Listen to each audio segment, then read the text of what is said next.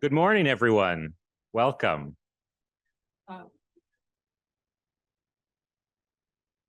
We have, I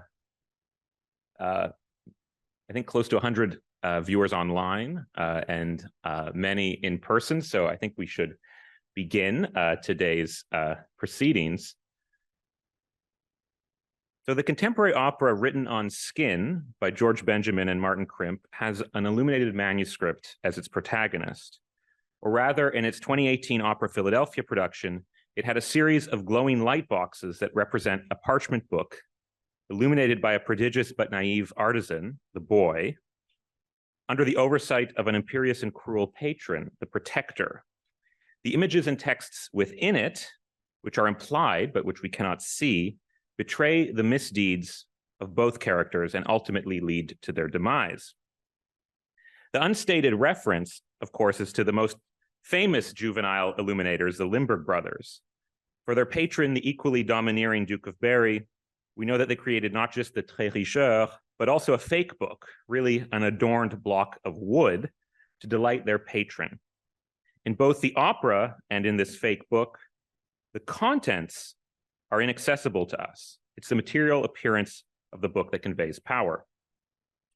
Over the next 2 days, following on from our dazzling keynote lecture by Jeffrey Hamburger last night, we will learn more about such instances of pictures being worth 1,000 words, or to borrow Marshall McLuhan's terminology, occasions when the medium is the message. As we know, a great deal of research over the past decades has focused on the objecthood of pre-modern books and on their material aspects. But relatively few attempts have been made to understand the role of visual representations of the book in conveying ideas about knowledge. How can our understanding be transformed when depiction is accorded as much importance as textual content? What valence did the image of the book have in pre-modern societies before the idea of direct, private, on-demand, cover-to-cover consultation of the book became a near universal norm? This symposium will examine the means by which the book, and in particular the manuscript, is described across a wide variety of media, from painting and sculpture to digital and film. Our speakers will address this topic across a broad sweep of chronology, from antiquity to the metaverse, from East Asia to Western Europe. We will also plunge into reconstructions of book bindings, collections of book-shaped objects, AI image recognition, and virtual reality environments for page turning. This promises to be a rich and rewarding 2 days. This afternoon will also mark the public launch at Penn Libraries of the Books as Symbols in Renaissance Art, or BASIRA project, an innovative public access web database of thousands of depictions of books. The database, like the symposium itself, aims to engage historians of religion, literacy, art, music, language, and private life, as well as book artists, conservators, and interested members of the public. Before we start, I want to sincerely thank our speakers who've traveled to Philadelphia to be with us here in person, and also, of course, my dear colleagues at the Schoenberg Institute and at the Kislak Center. And in particular, we should all thank Lynn Ransom, who for 16 years now has stewarded this annual event, which has now become a key date on the Global Manuscript Studies calendar.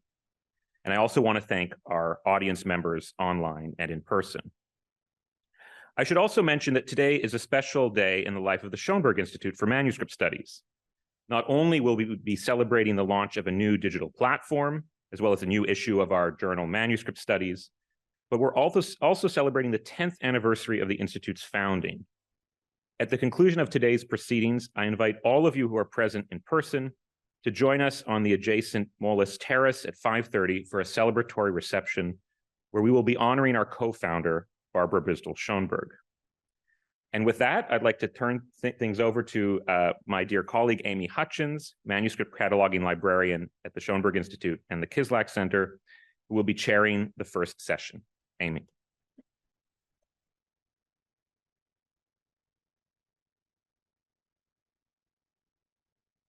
Good morning. It is my pleasure to welcome you all to the first session of this year's Schoenberg Symposium, which has the theme of meaning. I can't imagine a better way to get started today.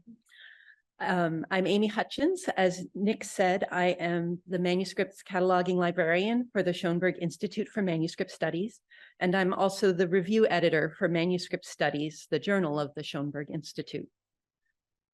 I'm going to introduce each of our speakers individually before their papers. They are each giving a 25 to 30-minute talk, which should leave us time for questions for both at the end.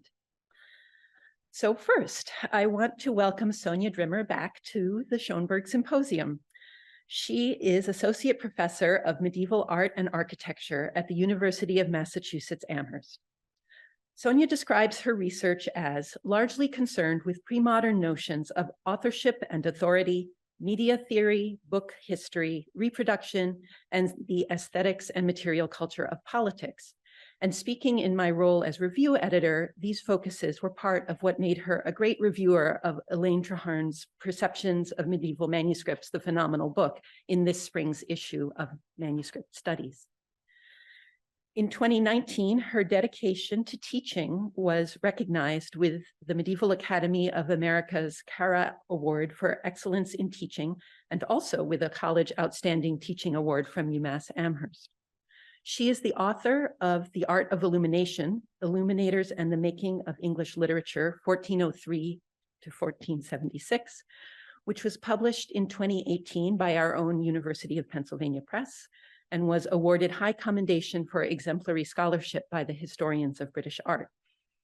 Today, she will look back to 11th century England in her paper, Book History's Genesis in Exodus, Revisiting the Round-Topped Tablets.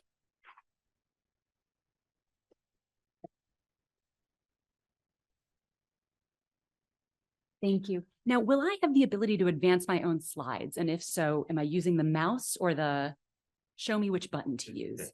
It's just this one to go for. Excellent. Well, hello, everyone.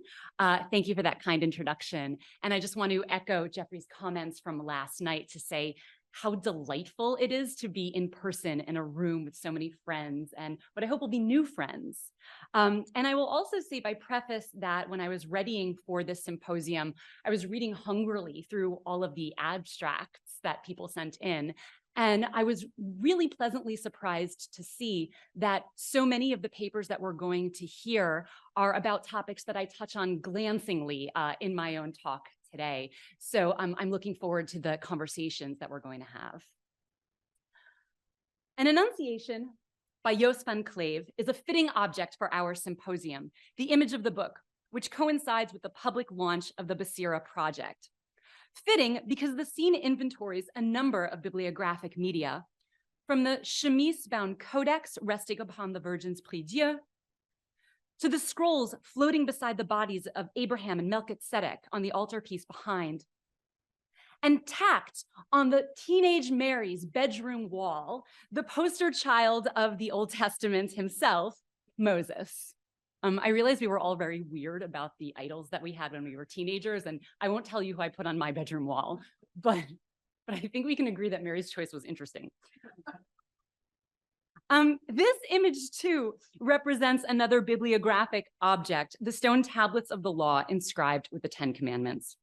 Unsurprisingly, Panofsky was hep to this proleptic symbolism, and in a characteristically verbose multi-page footnote, remarks that with this woodcut, quote, the contrast between the two testaments is expressed within the limits of what seems to be sheer realism. Of course, the realism that Panofsky means here refers to the early 16th century moment of this painting's production and not that of the tablets themselves. But to artists like Jos van Cleve, the tablets as presented here were expressed with that same realism, this form having attained an authenticity over 5 centuries of representation. And so the story that I want to tell today is the story of how the round-topped tablets achieved their form and why this story matters to the history of the book. Since the turn of the present century, the interdisciplinary field known as book history has come to know itself and write the major narratives of its emergence. At last count, 10 major companions, introductions, and guides to book history have been published in the English language alone in this 20-year period, signaling the maturation of the field. Now, despite the diversity of these guides, and I've only put a palimpsest of 5 of them here, or a collage of 5 of them here, despite the diversity of these guides, they share a fundamental commitment to a deductive paradigm, drawing on teleological principles that assert a progression across time, from roll to codex, from manuscripts to print, from orality to literacy, and so forth. Now, in my talk today, I want to make a case for the presence of this deductive mode of book history, if not necessarily its origins, but for the presence of this deductive mode of book history in 11th century England by examining the changing representation of the Mosaic tablets. Over the course of the Middle Ages, Christian idealization of bibliographic form came to be racialized, designating scrolls as the emblems of Jews and codices the emblems of Christians. Yet in its visual representations, the Mosaic tablets threatened to defy this racialized bibliographical taxonomy. When manuscript illuminators confronted this conundrum, they arrived at a solution, the impact of which is still felt today. So some people in the room will recognize this image. According to the account in the Hebrew Bible, the 10 Commandments were inscribed on stone luchot, which translates to objects that are flat and solid, like planks or slabs or boards. Rabbinic texts in the Baraita de Melech HaMishkan, the Babylonian Talmud, and the Jerusalem Talmud went further to describe them as either square or rectangular. Influential Christian commentary, so for the Christian part, by Augustine, elaborated to describe these luchot as in the form of a diptych, that is 2 tablets, and from the 4th to the 11th century, this is how are they depicted. As 2 rectangles, sometimes conjoined, and sometimes with text on them, as here in the famous diptych from 10th century Trier or Echternach of Moses juxtaposed with Doubting Thomas, written about brilliantly by William Diebold. A further example comes from the Ashburnham Pentateuch. Moses, having descended from Mount Sinai, presents the diptych in the shape of 2 conjoined rectangles inscribed with pseudo-writing, which the titulus above in Latin describes as a book, as a librum. But as Ruth Mellenkopf showed in a well-known article in 1974, sometime around the middle of the 11th century, artists began to represent the tablets with rounded tops. She identified the earliest such depiction in the Old English Hexateuch, and while Mellenkopf never posited a reason for why they came to be so represented, in the 50 years since the publication of that article, no one to my knowledge has identified an earlier example of the tablets in this form. So just to show us what we're all looking at here. So here's Moses with two tablets with rounded tops, God above with what to my mind looks like a codex. And then here is the golden calf that he's commanding Aaron to have melted, and the people, the Israelites below. So from the middle of the 11th century, this change stuck, and I'll show you another example here from the Bury St. Edmunds Psalter. Now, scholars have long suggested that the rounded tops were informed by a desire to liken the support of the 10 Commandments to wax tablets. And in a recent paper delivered to Penn's workshop in the history of material texts, Peter Sallybrass, so who's here? Peter Sallybrass honed in on some later representations that unquestionably make this comparison, arguing that as a medium that affords greater improvisation and spontaneity, the wax tablet connoted Moses' reception directly from God, the outcome of which was destined to be erased with the abrogation of the old law by the new law. Yet the comparison to wax tablets does not entirely satisfy, neither with respect to form nor with respect to motivation. As Georgia Spadalis will show us in the next session, wax tablets from antiquity are unanimously rectangular or square, and this remains the case into the early medieval period, as exemplified by the archaeological finds like the Spring Mount and Blythebar tablets that you're looking at here. Likewise, from the High and later Middle Ages, whether in ivory or in wood, they are almost exclusively rectangular, as is shown by Elizabeth Laloux's inventory of roughly 400 survivals. Yet, there are a total of 3 surviving known ones with rounded tops. They are all from Scandinavia, they are all inscribed with runes, and they are all from the 12th to the 13th centuries. Now, given the close interactions between the British Isles and Scandinavia, it certainly seems possible that the idea for the tablets in this shape might have come from that direction. But I would argue that the answer is not quite so simple as this.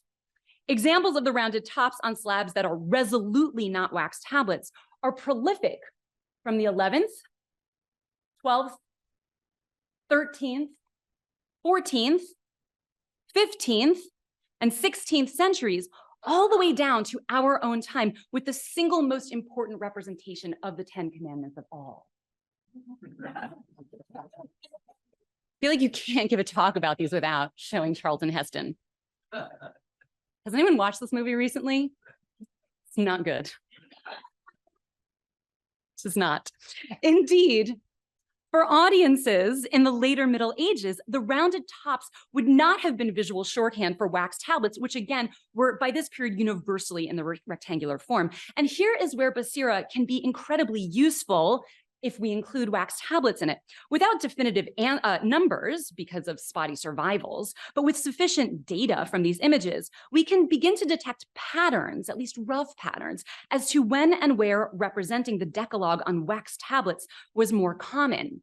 In my own casual searches, there seems to be a concentration of the wax tablet representation in France, mostly in Paris, in the 13th and 14th centuries. And that seems to be a pretty close-knit group of objects. So before suggesting a reason for the change from rectangular to round top, I want to suggest a further origin for the rounded form itself. Lack of familiarity with Jewish practice may have aided in early medieval Christians' conflation of the tablets with the Torah stored in diaspora synagogues within an edicule. And from what knowledge remains of ancient and medieval synagogue architecture, this edicule could have taken the shape of an arched structure. A triple conflation might even have taken place here with the Ark of the Covenant, the identities of the first and second temples, and the Torah Ark as their diasporic avatar, all embodied in the arched form. What evidence we have from pre-conquest England suggests this to be the case with the Franks caskets representation of the temple and the Torah Ark as an arched structure flanked by figures of lions, similar to those that we might find in the Torah Ark at places like Dur Europos and Beit Alpha. So I'm referring to people here to, this is a representation of the temple with the Torah Ark in here. So we've got these two arched structures. And this on the left is a photograph from Dur Europos. A rare architectural survival further suggests an early medieval English association between the arched shape and God's covenants with the Israelites. At St. Mary Bremore, an arch with an Old English inscription reads, Her swudelav seo ge quidradna save. Here is made manifest the covenant to you. As Richard and Fiona Gameson have argued, the reference here is to Genesis 9:8-17, in which God makes his first covenant with humanity and offers as a sign of his promise an arch in the sky, an arcus in nubibus, so a rainbow. Placed on an archway, the inscription aligns God's covenant with the Ark of the Rainbow, the hull of Noah's Ark, the Ark of the Covenant, and perhaps even the arch over the entrance to both temples. Certainly, these first two references are in evidence in the Old English Hexateuch itself. So here's a representation of Noah's Ark and even this door, which we might compare to the tablet when it's open in a later illumination, which I couldn't download because of what has happened at the British Library, unfortunately, with a cyber attack. It even looks more like Noah's tablets. And then here's our Arcus in Nubibus. Here's our covenant in the form of a rainbow. Now, writing about Hugh of St. Victor's mystic ark of roughly a century later, Mary Carruthers explains how his, quote, puns transform the treasure chest of memory into the salvational ark of Noah, into a treasure chest, the ark of Moses, that contains the matter of salvation, God's law, which, stored in the chest of memory and thus available for meditation, will redeem and save. It seems entirely probable that Anglo-Saxon illuminators likewise delighted in the lexical and visual acrobatics of such shape puns, and that this may have given rise to the rounded shape. As Samantha Zacher has shown, it was precisely this zeal for wordplay and shape play that governed comparison between the Ark of the Covenant, the Ark of Noah, and the Jerusalem Ark in the Old English Exodus, which is a separate translation from the Old English Hexateuch. But as with recourse to the wax tablets, verbal somersaults and the exegeses they sustain are only explanatory to a point. To understand what may have motivated the decision to make this visual change in the first place, we need to see it within the broader context of the Alfredian political program and its afterlife. Between the late 9th and the 11th centuries, there emerged an avalanche of writing in Latin and Old English that posited the inhabitants of Anglo-Saxon England as the inheritors of the legacy of the Israelites, the true Christians who replaced them as God God's chosen people. In Benjamin Withered's words, ultimately is the Old Testament with its story of God's covenant with Israel that provides the ideological blueprint by which an enduring sense of Englishness, the social foundation of the English political union, was created. As Samantha Zacher, Andrew Scheil, and Herbert Broderick have shown, starring in this account was Moses, a paragon for Anglo-Saxon rulers who viewed him as a warrior leader responsible for guiding his exiled peoples out of bondage. And as I started, I'm a late medievalist, and as I started researching this more and more, I came to know a lot about Old English representations of Moses. Shocking to me was his portrayal as a Viking. He has this like celebrity turn as a Viking leader. Who knew? Old English specialists. In the 9th century, King Alfred prefaced his law code with an account of the 10 Commandments, authorizing his kingdom through a lineage from Moses through to Christ and culminating with himself. Narrative maneuvers such as this were not ones of simple substitution or displacement, however. They relied on a sense of historical progression and supersession, and here is where we encounter a visual problem, an artistic problem, made manifest by this particular scene in the Old English hexateuch itself. How does one distinguish pictorially an inscribed diptych of stone from a codex? This correlation of books with bodies took on a pernicious role in the 13th century with the first state-mandated attempt to visually distinguish actual living Jews from Christians. As is well known, the 68th canon of the Fourth Lateran Council in 1215 asserted that because Jews and Muslims could not be visually distinguished from Christians, the former two groups should wear identifying garb, specifically as a guard against Christian miscegenation. However, the 68th canon did not specify what form that garb should take. 3 years later, under Henry III of England, the first official effort to implement this canon mandated that Jews should wear on their outer garments 2 emblems in the form of white tablets made of linen cloth or parchment, so that in this way Jews may be clearly distinguished from Christians. And it's the use of parchment here that could be particularly ambiguous if they were to lack the rounded tops. This edict was expanded upon and reiterated 4 further times, and notable in the 1222 version, the provincial council worries over issues of visual indeterminacy. Since in these parts such confusion has arisen between Christian and Jews that they are barely distinguishable, and as a result it sometimes happens that Christians unite with Jewesses or vice versa, we decree by the authority of the present General Council that each and every Jew, whether male or female, shall wear clearly exposed on the outer garments, on the chest, woolen tablets of a different color from that of his garment, so that each patch shall measure 2 inches in width and 4 in length, and that they shall be compelled by ecclesiastical censure to observe this regulation. So what's important here and what I put in yellow is this idea about visual indeterminacy. While no such badges are known to survive, pictorial representation unanimously portrays such badges with the rounded tops. On the left-hand side of your screen is a chronicle, and it's showing 2 or 3 Jews being beaten, and here are the rounded tops on their garments. And then on the right is a legal document, and we see many more of these round top tablets on Jews as they're represented in the margins of legal documents. This one refers to Aaron, son of the devil. He's identified as a Jew in the main text, but here, Aaron Filius Diaboli, and he too is wearing the round top tablets on his garb. That Henry III's royal council, presumably the papal legate Guala Bicchieri, in particular, decided that the tablets should be the identifying motif of Jews is significant. While other kingdoms prescribed something in the shape of a round medallion, England was alone in designating the mosaic tablets as the shape of the badge. It suggests that, at least for those who originated this idea, Jews' most defining characteristic was their relationship to the word.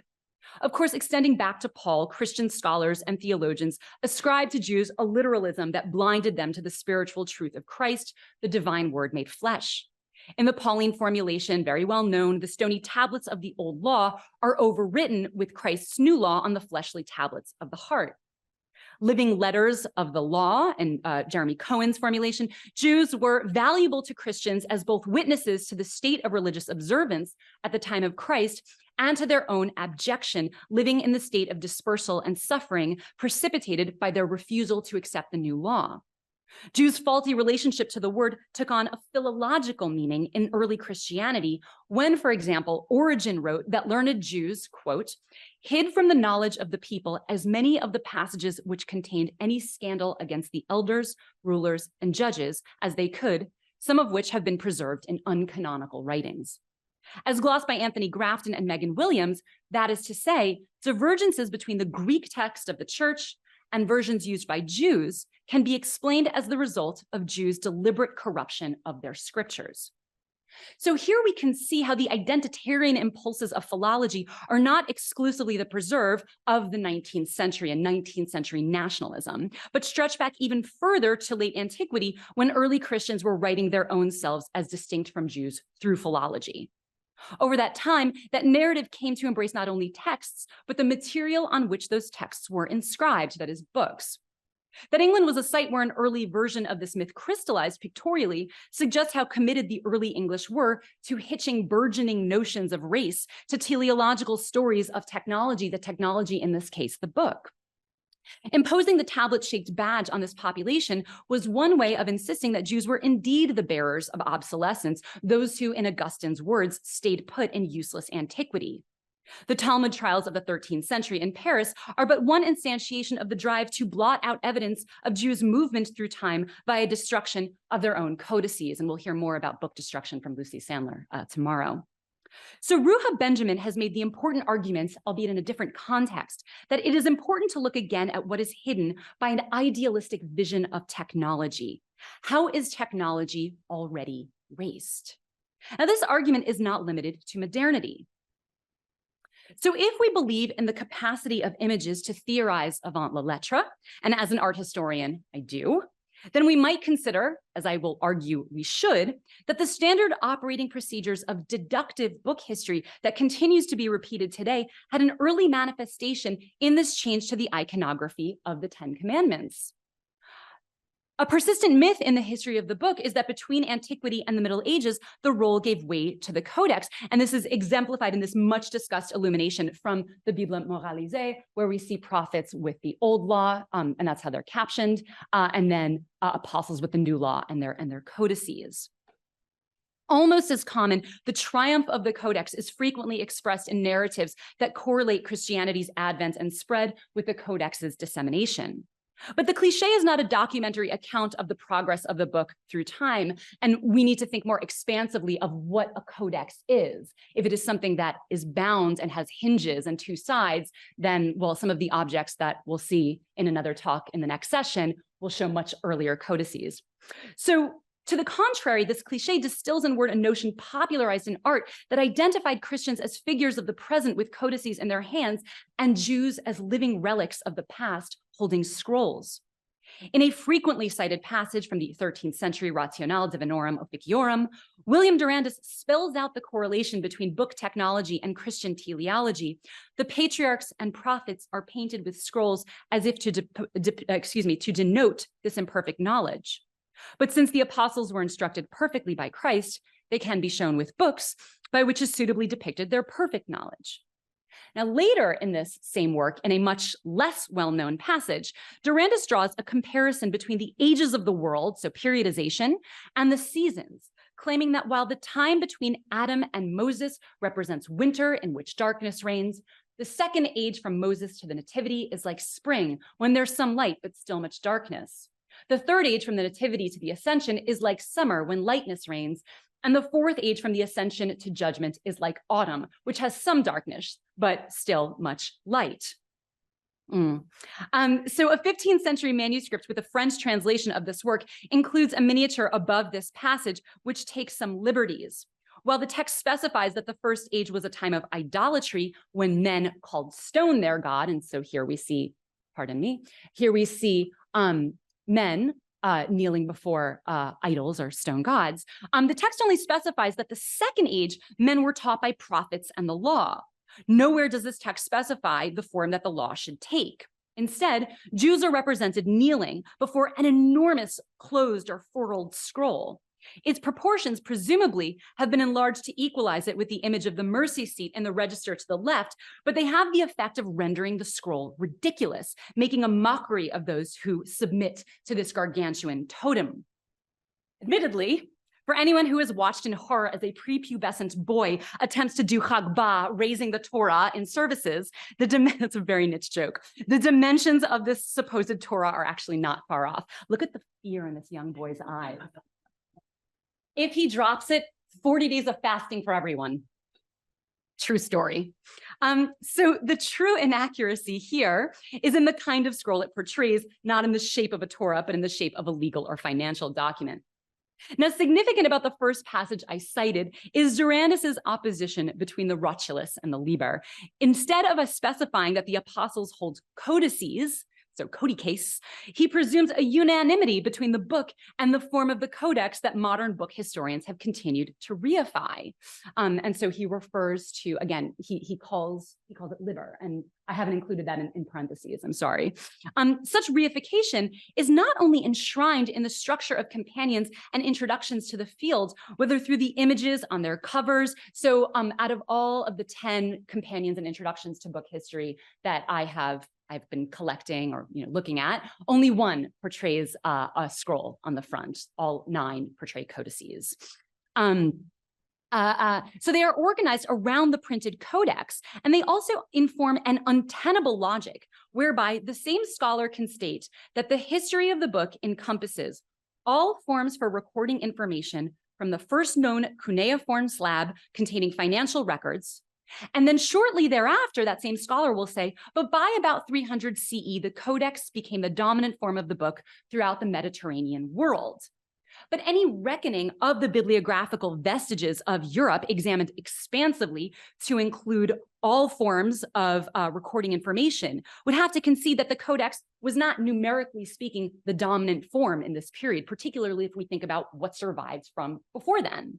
So codex essentialism underpins an evolutionary account of book history, wherein the book is the codex toward which all other forms evolved, and it is merely these other objects placed as rungs on an evolutionary ladder that gives them permission to exist in this field that we call book history. And so behind the changed shape of the tablets in the 11th century lay over 7 centuries of thought that distinguished Jews from Christians by an imagined disparity between attitudes to text, between the stone-hearted literalism and polluted philology of the Jews, and the spiritually energetic exegesis and pure textual transmission of Christians. When pressed to visualize difference, one that was not somatically or physiognomically encoded, at least not yet, it is no wonder that artists assigned books this function. Now, I admit that what I just laid out for you, this explanation is a little bit too schematic. In its most reductive form, my arguments could be reiterated as follows. Changes in book technology were essential to Christian periodization, and so altering the shape of the tablets of the law forestalled the visual conclusion that ancient Jews too used codices. And to be sure, earlier images in the Old English Hexateuch, so in this very manuscript, show Moses with a codex.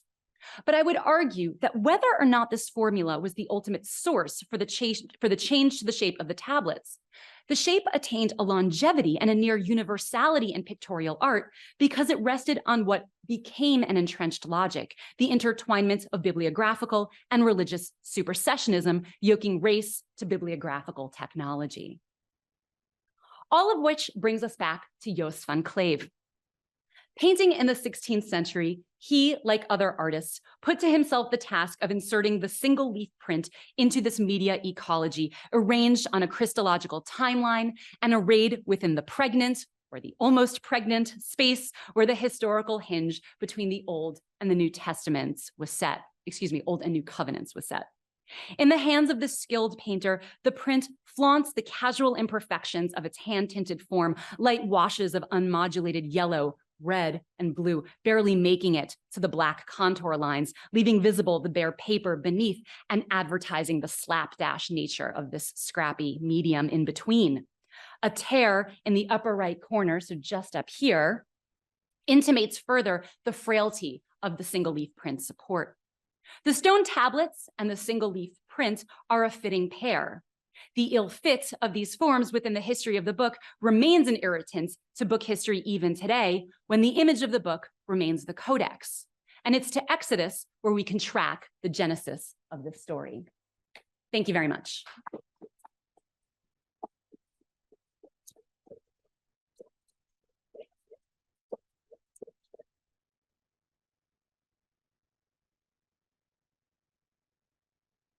Thank you, Sonja. So now I'll introduce our second speaker, Beatrice Kitzinger, and then we'll have time for questions at the end. So I am delighted to make this second introduction. Beatrice Kitzinger is Associate Professor of Art and Archaeology at Princeton University and a faculty member of Princeton's Manuscript, Rare Book, and Archive Studies Initiative. She has just begun a 3-year term as a Behrman Professor in the Humanities, an appointment that recognizes distinguished humanities scholars and dedicated teachers from within the Princeton community. Beatrice is an art historian specializing in Latin book culture of the early Middle Ages, especially Carolingian era illumination, and currently focusing on the intersection of narrative and history in early medieval art. She analyzes manuscript paintings in close relationship to their codicological contexts and to objects, actions, and spaces outside the boundaries of books, examining the project of bookmaking relative to a broader view of art making in the Carolingian world.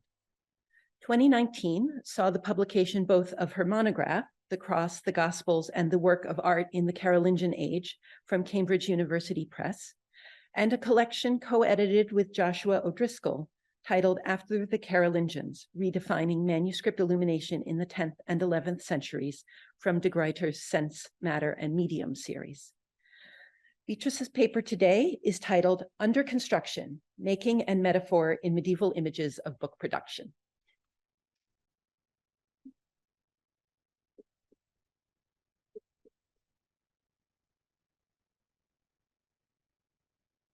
Sorry, so I'm going to ask you again. It's this or This here.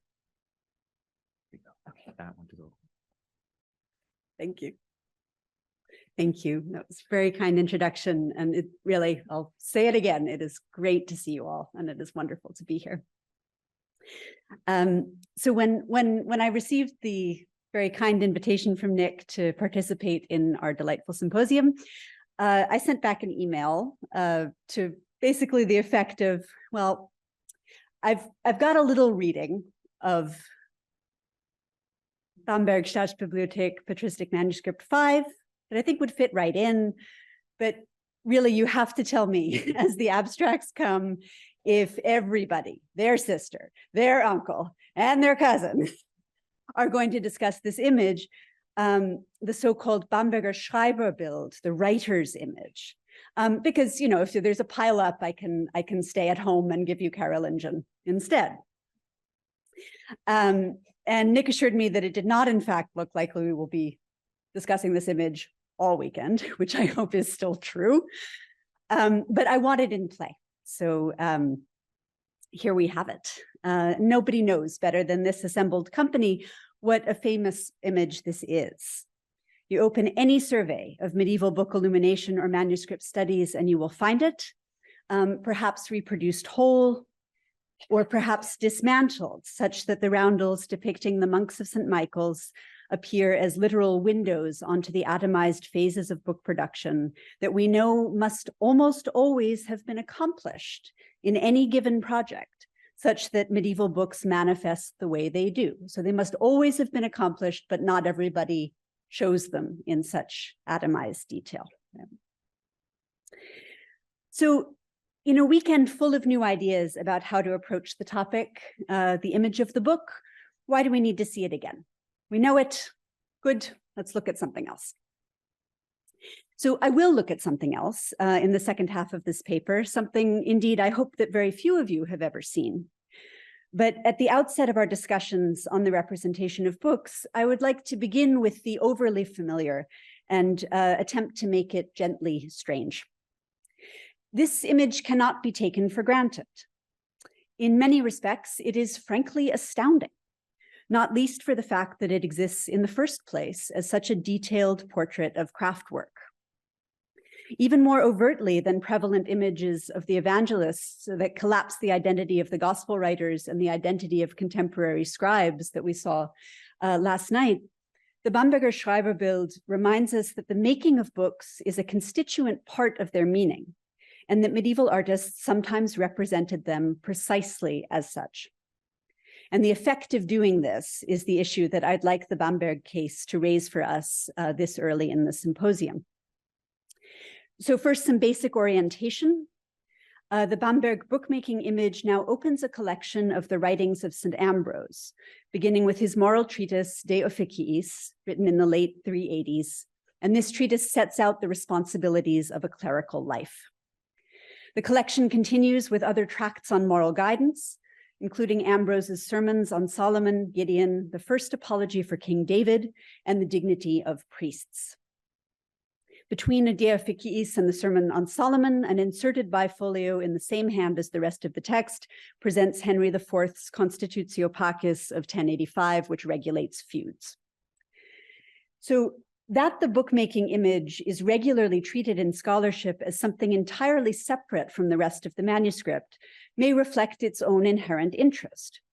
But it also reflects warranted caution about the messy situation at the beginning of the Codex that Catherine Rudy has stressed. She advocates thinking of the Schreiberbild as a truly separate drawing, much like the one in the Jos van Cleve, possibly made to exist as a single sheet. The Schreiberbild is tipped in ahead of another inserted bifolio that contains the chapter list for book 1 of the De Officiis in another hand than the rest of the text. And the chapter lists for books 2 and 3 are actually part of the flow of the text, that are copied over as the regular quaternio quires that pick up at folio 4 begin. And so partly on the basis of a textual comparison, in 1971, Fridolin Dressler proposed that what might have happened to produce this situation was that there was a 10th century copy of the same Ambrose collection preserved in the Dome Bibliothek, and that was the model for the beginning, but then another exemplar comes in that has the chapter lists, and they finish it up with the chapter lists and perhaps add the Schreiberbild at that point. The bookmaking image was rendered on the blank verso of a leaf that had been written out, but is now quite thoroughly erased. So you can see traces there, and Rudy reproduces a UV image where you see it better. So Rudy also stresses that the manuscript was rebound, probably in-house at St. Michael's in the late 15th century, when it acquired its current well-preserved binding. And this is perhaps also the same moment that the manuscript was entered into a catalog of the library in 1483. So from when precisely we should consider the imaged sheet truly part of the Ambrose manuscript remains an open question. In any event, because the central figure of the image is St. Michael bestriding the gable of a Benedictine abbey, original provenance at St. Michael's in Bamberg has never been in doubt. Dressler observed that whether or not the Schreiberbild was custom-made as a frontispiece for the Ambrose collection, its fitting character for that book was recognized early on, when the image was integrated with the Codex. Rudy emphasized the image's divorce in subject matter from the Ambrose, but this seems rather too strong a reading to me. I think that Dressler was right to point to a recognition of appropriate theme in integrating the image with the Codex, although it is impossible to say exactly when this happened or whether the drawing was designed originally for that purpose. De Officiis' concerns with the duties of the religious life is readily seen translated into the work of monks in producing the very books that teach and support their lives of service. In a congruent vein, Jonathan Alexander characterized the Schreiberbild as a portrait of the, quote, Benedictine self-sufficiency principle.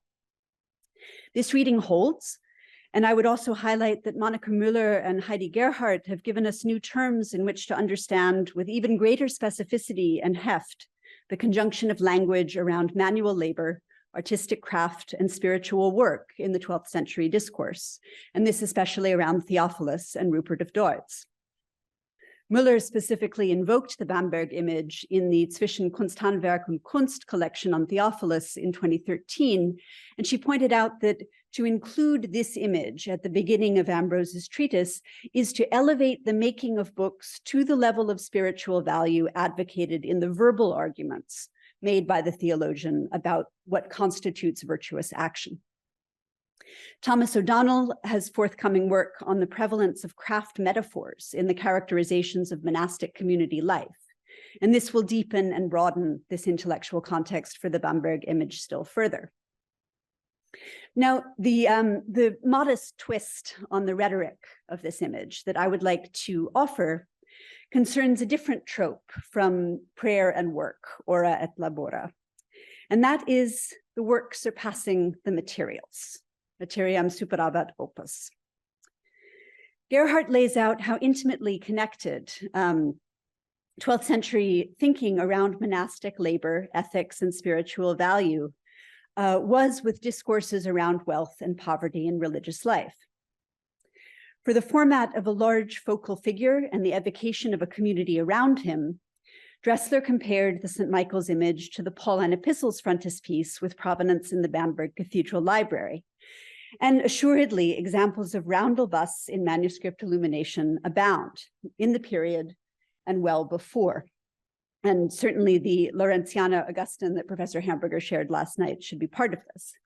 And here is the well before. However, to my eye, the Bamberg composition shares its most consistent analogs with book covers made in precious media, in ivory, in metal, in enamel. The parallel, of course, begins in the disposition of roundels around the central rectangle, but it also extends to the position adopted for the Bamberg image at the opening of the Ambrose manuscript, isolated even more from any immediate textual conversation by facing a blank recto. In 1931, Eberhard Lutze posited that evidence does not exist for a robust tradition of illumination at the St. Michael's Abbey before the 12th century, but that ivory carving is attested.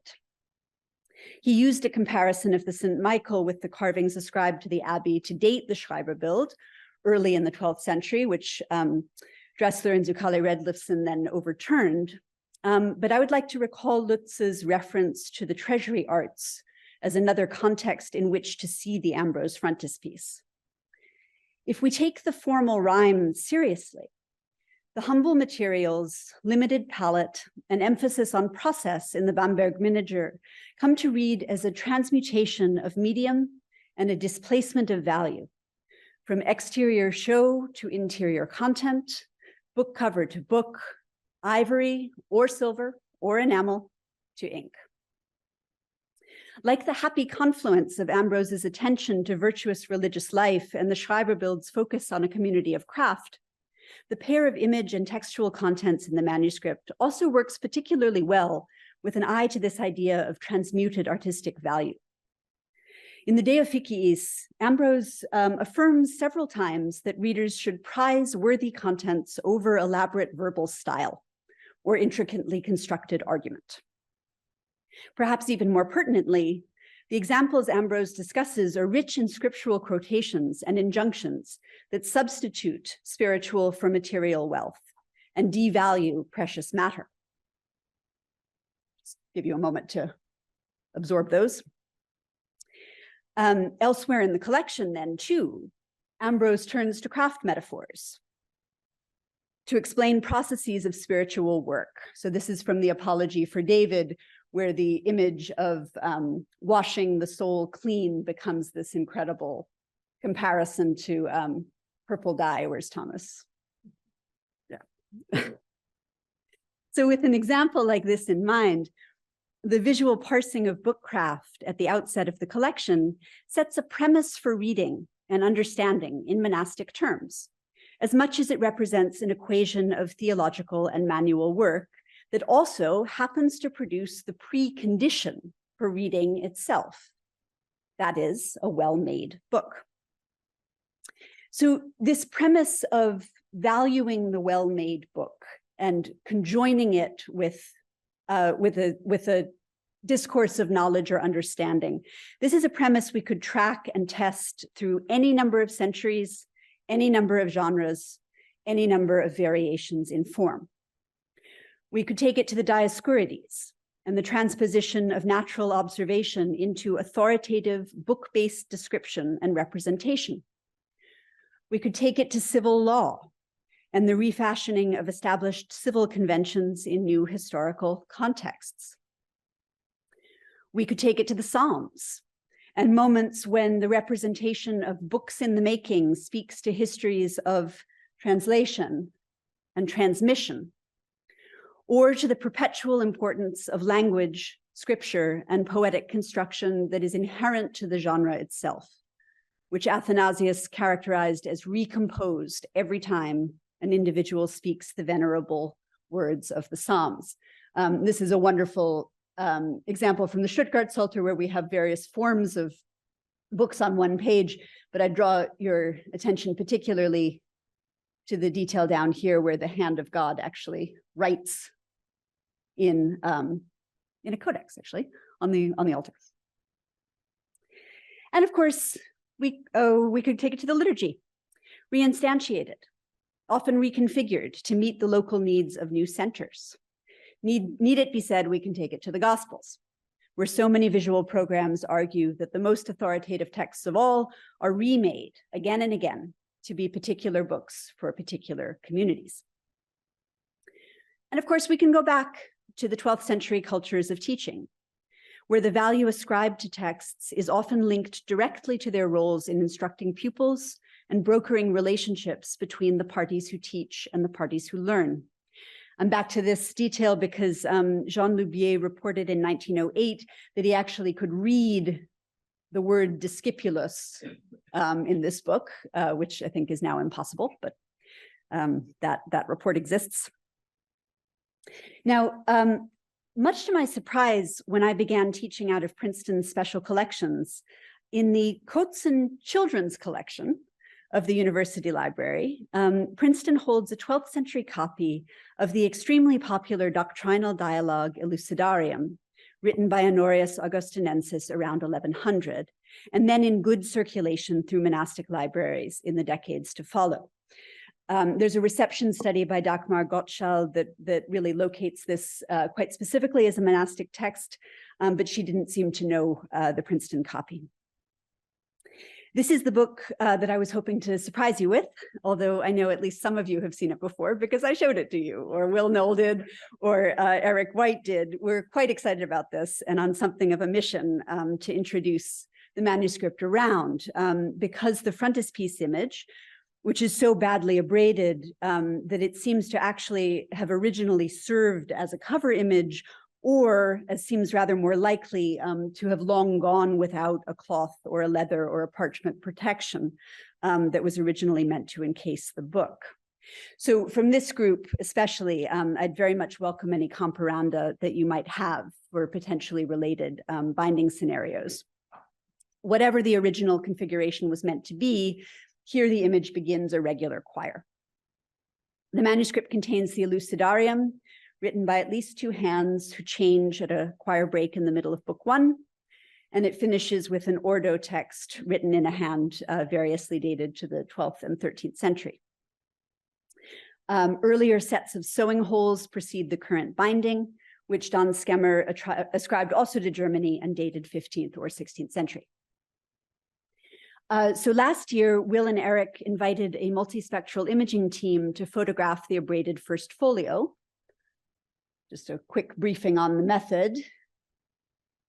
And here are some of the results in combined spectra. And we thought this audience would be precisely the one most likely to appreciate these photographs. So I geared my paper toward showing them to you, and I thank Eric especially for furnishing these slides you see now.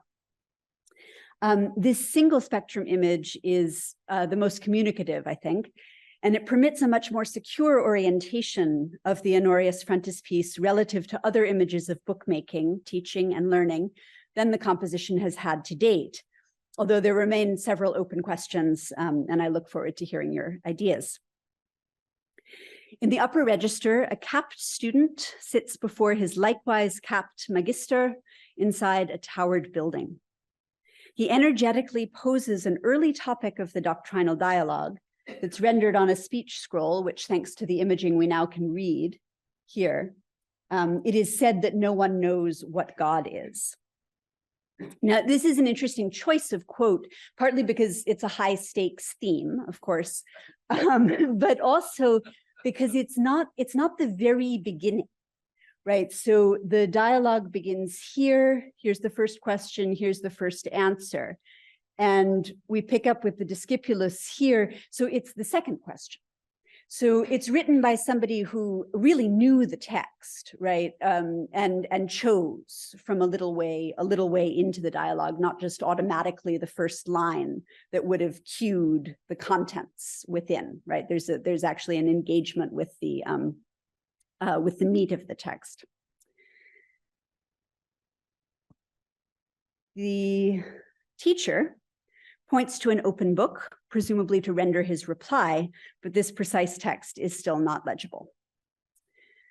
Below, in a planar and a separate space, one tonsured scribe works with a really amazingly precise quill, inkpot at the ready, while a tonsured associate perches on a stool nearby and turns back to, as it looks to me, to confer with the scribe about something that he is actively reading.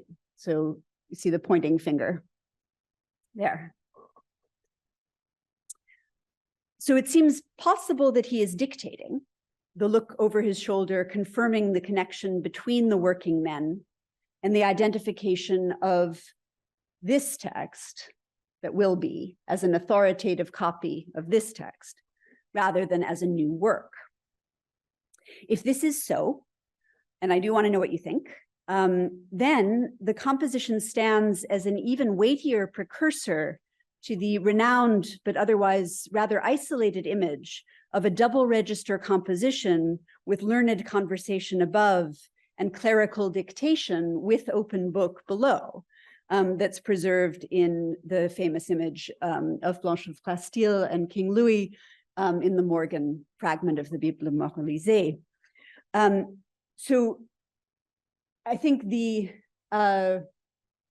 interest and the trouble in the dictation idea that, again, I'd really love to hear from you what you think, is this question of direction and how that activity is being characterized.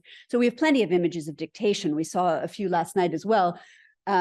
Generally it's spoken to written, right? Not read to written.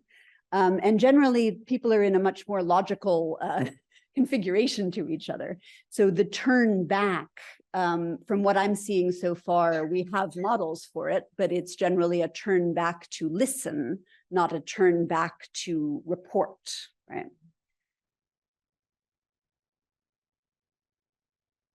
A few other points in the character. Oh, sorry. And before we leave that point, if we can think of it as a reading out for a purpose of book production, right, then I think we get another possible register of interpretation for the top roundel, right, which is usually read in conjunction with the bottom roundel as alternative images of use and transmission, one in an active teaching relationship and one by a solitary person. But if we can shift the register for this one, then there becomes an implied other person also engaged in still a making process, not just a using process, right, for this one as well. Okay, a few other points in the characterization of readers, writers, and teachers are particularly notable in the Coetsen Honorius. First, an atmospheric detail here. The reading figure to the left below has removed his cowled cloak in order to engage in his work, a feature that adds to the sense of activity around the bookmaking practice. Then the figures of the upper and lower registers are closely comparable in their clerical dress, the red coloring of their cheeks, the alternation of rubric and brown ink, and their elegantly pointed extended feet, which before the imaging resulted in a catalog entry that read This figure is walking away, but that I think we override now. Right. But the figures are not scaled in precisely the same way. Those below are rather larger in proportions, and the way this lower bound of the teaching room is so firmly drawn relative to the apparently informal extension that frames the writing room. This raises the possibility that either the lower scene was always intended to be marginal to the upper, like a famous model like this, except, in scale, this is a pretty big margin, right? Marginal scene, or it was always an afterthought, but a big one, again, an essential one. In any case, just as someone decided that the Bamberg Ambrose was best completed with the scriptorium frontispiece, for the Kotzen Honorius, someone decided that the portrait of active use for the manuscript above should be paired with an image of the type of work that produced it for that use. In both cases, people who clearly were interested in the role of books in forging both community itself and community practices of teaching and learning made the factor of manuscript production itself central to the self-representation of monastic practice. Their image of the book is one that stresses human agency in the construction of the material texts on which practices of learning and thinking are built. We might simply take the books within books as metonymy, or a kind of transparent symbolism for a bookish culture that does not take its books for granted. However, the Bamberg images refine specificity, and the mere fact of the Princeton image suggest another layer of argument. I say mere fact because perhaps paradoxically, it is precisely the humble materials paired with thoughtful composition in the Princeton case that indicate how high a priority its presence really was for the bookmakers. In their insistence on an image made only of writers' materials, both compositions make a point that is as much about the necessity of books' visual facets as it is about the representation of bookmaking as an essential component, part of textual culture. Bookmaking and book using, a representation of book using that shouldn't kind of disappear under the finished form of the book as a whole. So when I introduced the Bamberg example as an image we shouldn't take for granted, no matter how familiar, I blithely repeated its common moniker of Schreiberbild. But we should also pause and not take this name for granted either. For one essential phase of producing a teaching-ready codex that the set of roundels does not stage is the actual putting of pen to parchment, right?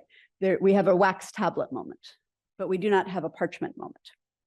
So at least as regards a finished codex, the Schreiberbild does not write. It seems to me that there are two ways to think about this apparent omission. One is in terms of the question of authorship that Professor Hamburger raised to open the conference. The other turns on the fact that the leaf on which the image was made was originally part of a book. Remember, it was written and then erased. And I think likely destined to be integral to a book, even if not uncontrovertibly always the Ambrose, for which now it makes such a fitting frontispiece. To excise the formal writing stage from the litany of necessary parts in book production is perhaps to suspend an image that might complicate a distinction between the authorship of texts and the provision of authoritative copies. Although, of course, one could readily imagine a scenario in which the draftsperson made it very clear that the scribe was copying. But I'd like to dwell on the distinction between writing and image making at the heart of this image, which speaks, I think, to the role of both this drawing and Princeton's as part of their whole books. We should perhaps rename the composition the Bamberger Malerbild, the painter's image, not the scribe's. This is my favorite bit, as it surely is for many here. Beautifully recently commented on by Becker, Licht, and Schneidmüller in a collection on material textual culture. But it often sort of comes up only in passing.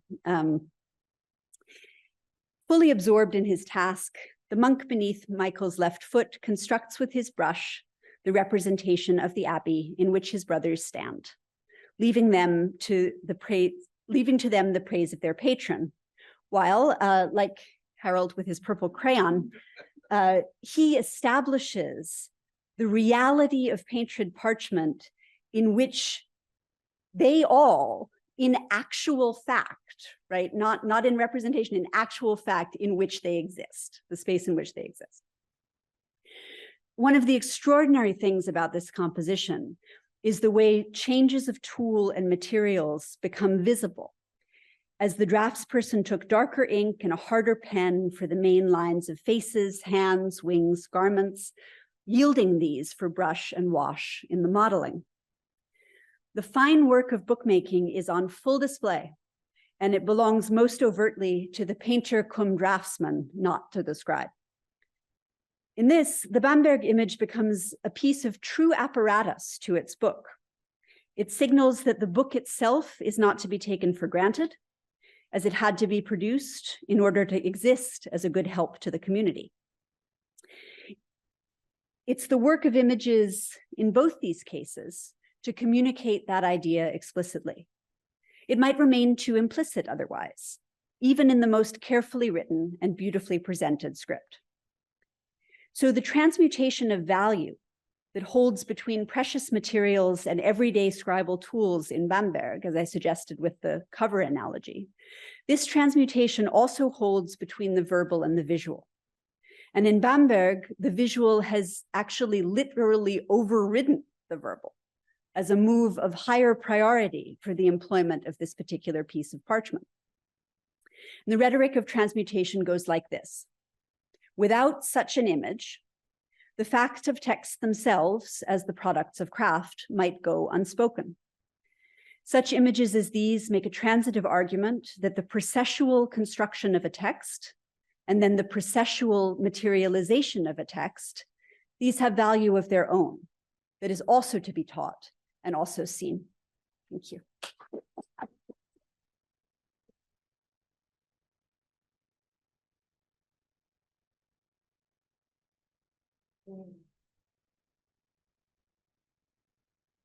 Thank you for that excellent and exciting beginning to this day.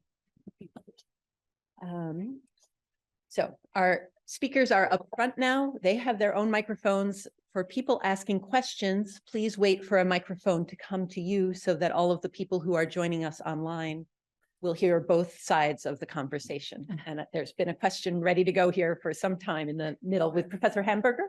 Oh.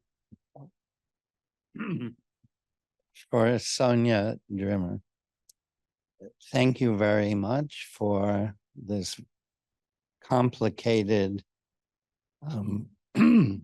reanalysis of the tablet. You didn't comment, and this is my question, on God who in the Hexateuch, God is holding something. Do we assume that's a codex? Yeah, so I touched on it so briefly. It looks like a codex to me. Yeah. In earlier illuminations, we see God with either that or with a scroll. So I'm thinking now of Carolingian manuscripts. But in that particular image, it looks like he's holding a white rectangle, which I would read as a codex. Because later Moses, when he's teaching the Israelites, he holds clearly a codex. And this one's uncolored. Can you say a little more puzzle? Yeah. No, I don't think, I mean, this is why towards the end of my paper, I think it would be too schematic to say, well, Moses has to be portrayed with something in this period, with an object that is clearly differentiated from a codex, because he's shown a number of times in this manuscript with a codex. It's in this particular moment, and whenever he's shown with the tablets of the law, that they have this rounded shape. So I think that the motivation here is probably more along the lines of creating a programmatic statement about covenants. I would argue that differentiating the shape from the codex, showing it as rectangular, is something that that comes later on. So it might be inherent, it might be inchoate in this manuscript, but by no means in this first example are there any hard lines between representation of the tablets and the codex as not, as the codex not belonging to the ancient Jews. Thank you. Professor Hamburger has a question.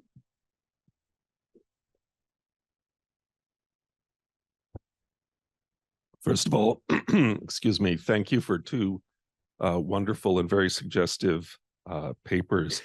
A couple of observations, and then I would just invite your thoughts. And I'll present them together because I think in the end, although there's some for each of you, I think that they do bring together the same set of issues. Beatrice, I'm thinking that you might find in some representations of the giving of monastic rules, in particular of the Benedictine rule, which you invoked, some other images that relate teaching and making in the spirit of ora et labora. And then Sonja, a couple of things occurred to me while you were speaking.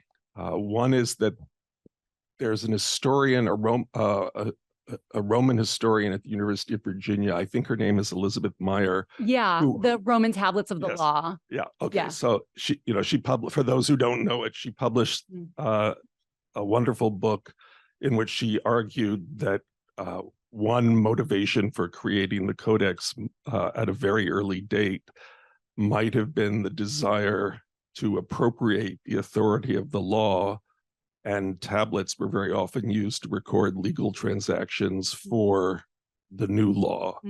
So I'd be curious to know what you think of that argument. And then in the 13th century, which was another touchstone in your talk, you have the development of this very interesting iconography in France, and I don't think it's by accident that it's in France because of the expulsion of the Jews, in which in the canon pages of missals, you have contrasted to either side of Christ in Majesty, a consecrated altar on which sits a codex and a deconsecrated altar on which sit the tablets.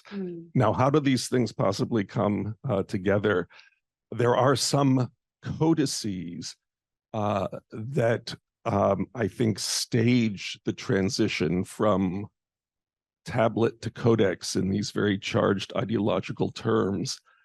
For example, by framing the opening to Leviticus as tablets, but it's in a codex.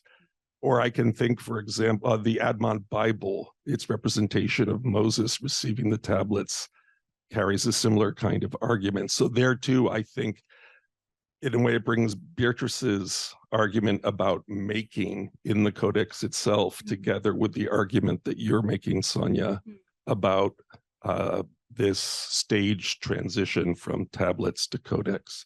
So just some thoughts prompted by your two wonderful papers. Did you want? So I wanted to get back to Meyer's monograph because I didn't have an opportunity to weave this into the talk. So thank you for bringing her work up.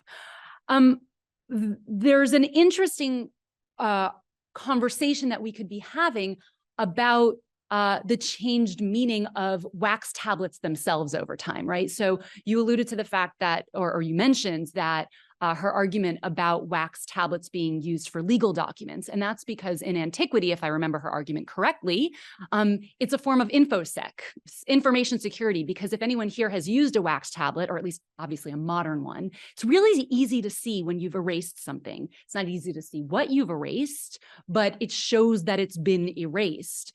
And so this idea that a wax tablet is for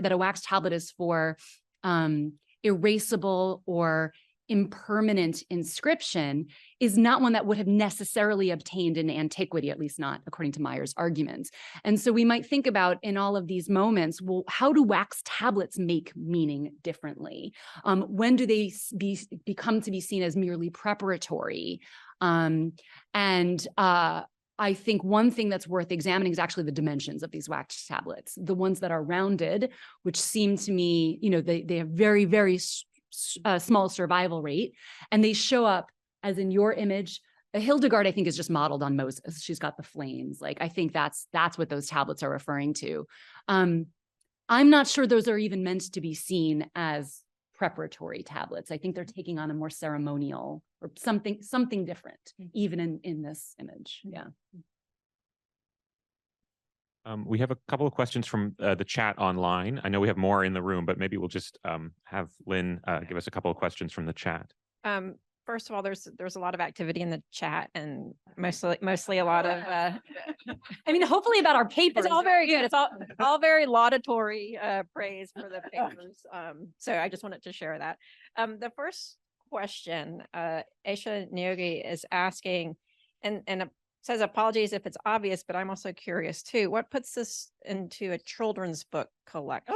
I have to defer that to Eric. I mean, it's the children's collection is actually amazingly rich and varied in the rare book attributes of it.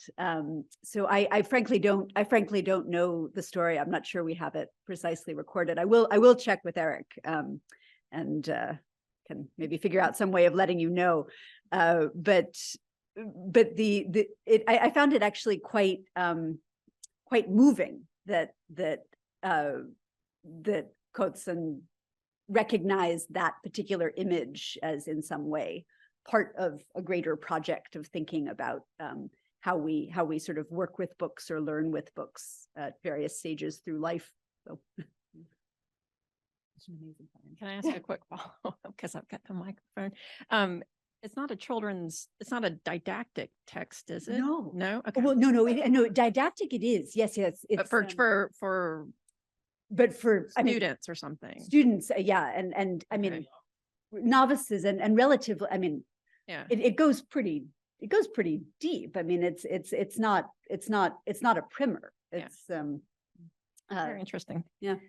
Should I ask the second? The second question I think is somewhat technical. Is it a rule rather than a coincidence that single, and this is Cecilia Helga Dotier, and I can't get, sorry.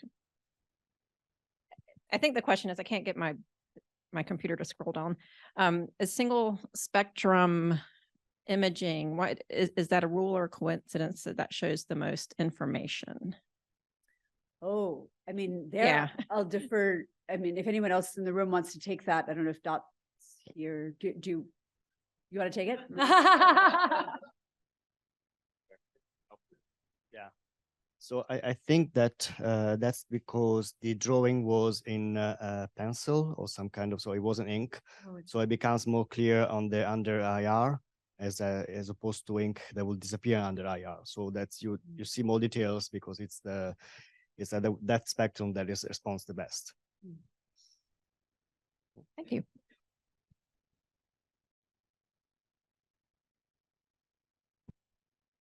Hello, observation and question for Beatrice.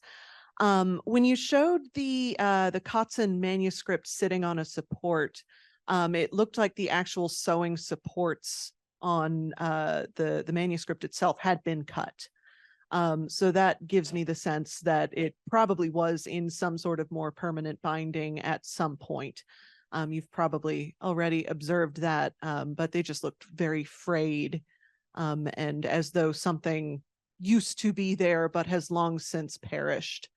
And I've seen that on a few different books that used to have bindings, but no longer. So obviously, the wear on that demonstrates that it's been a minute since it's had a binding. The second question is, have you done any sort of pigment analysis on that red? Like XRF or anything, because the two drawings look obviously by a different hand, and I would be curious to see if the XRF or other pigment testing would reveal a difference in period. Yeah, and I also I put in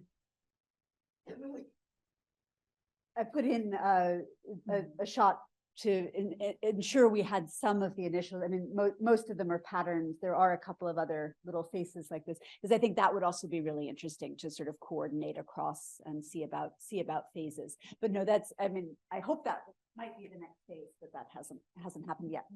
Thank you. Peter Stallybrass has a question. Oh, hold on. Oh, sorry. Thank you for two wonderful talks. I love the phrase you used by Sonja of codex essentialism. And I was thinking it's a question also, I think, for Bazira, for all of us, which is that a lot of these images aren't of codices at all. I'm thinking of Beatrice's paper. I wasn't sure if you could go back to the image, it looks to me like a sort of hornbook or something with the hinge at the top right. So I think isn't that a hornbook? If you go back to the clearer image, if you can, the one that's actually been fiddled with. Exactly, exactly. This is the one we want. Yeah. Okay. That looks to me top right like a horn, it's got a little, might not be, I have no idea because, yeah. It could anyway be a hornbook. But even if that's not the case, you've got a speech scroll, you've got a possible hornbook, you've actually got a sheet, and you're often not looking, particularly at scribes, that there's this tension between when the evangelists later on particularly are often depicted writing in books, which they would never have done, so it's not like that someone writes in a book. You don't buy a book of parchment, a blank parchment, and then write in it. So, but normally you are showing either single sheets or you're showing gatherings sometimes, or above all, like in the image from the back, the Bamberg, the actual image above the parchment is of wax tablets. So you're actually seeing wax tablets with a diptych, the main thing, right above the parchment maker.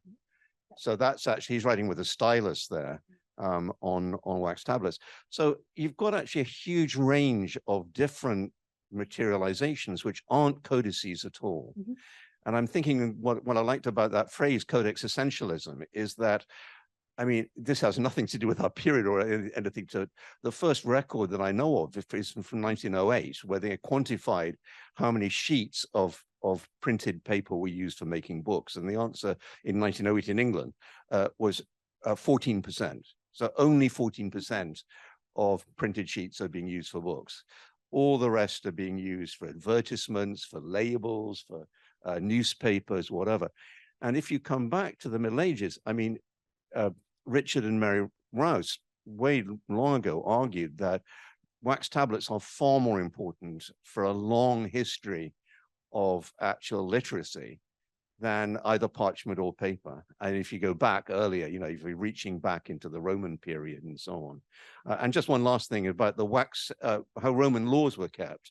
It's nothing to do with the writing. I mean, it is true that Cicero actually investigated erasures on wax. What they did was they made a bifolio. They made, sorry, a diptych. Yeah. And then they actually put strings around it and wax. And then there's a third tablet, which has a table of contents.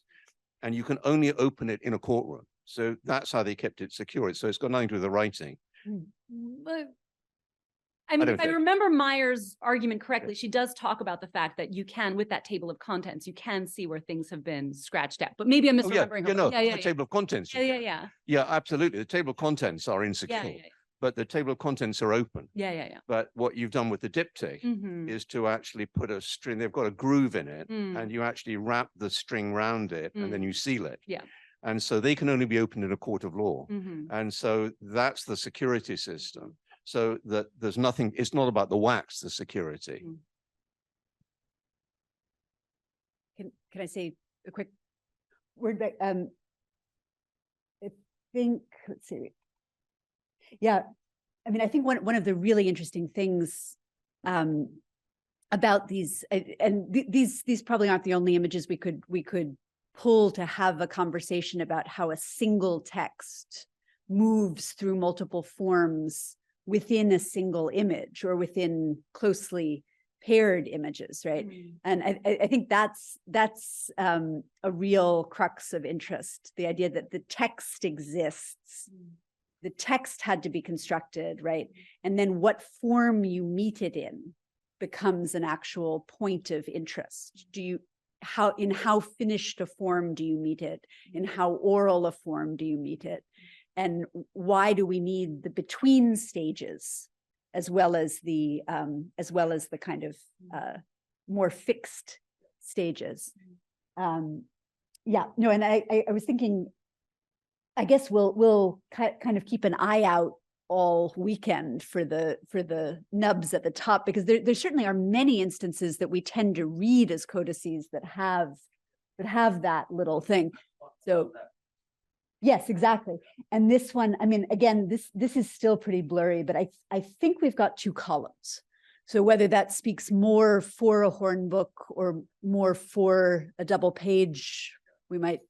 If it were a horn book, wouldn't it be held by at least the way in bottom? representation? Yeah. And we see like those hinges over bindings from this period. Yeah. Thank you. All right. One more question before we end our session. We had a question from the chat, I think from Roger Wick, about the Bamberg image, right? What is in the upper right roundel of the in Bamberg? Bamberg? Keep getting lost in this PowerPoint. Where? Oh, there. Okay.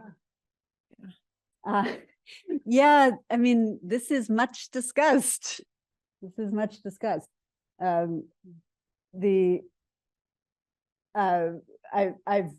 read kind of a final cutting or smoothing before folding, a sort of straight edge used for the making of choirs, right? The collecting of the choir, and he's going to do that on the next sheet. But I think, again, this is the crowd to, if we want to throw that back open, this is the crowd to do it. So, but it's not writing, Beatrice. I mean, it's not. No. It's scoring, because No. Will is in the ear of the. Exactly, yeah, right. exactly. And one other thing I think worth just pointing out, which you probably all have picked up on, but I didn't explicitly comment on, is that I talked about a processual process, but it's a really interesting thing about this image that the phases are not in linear order, right?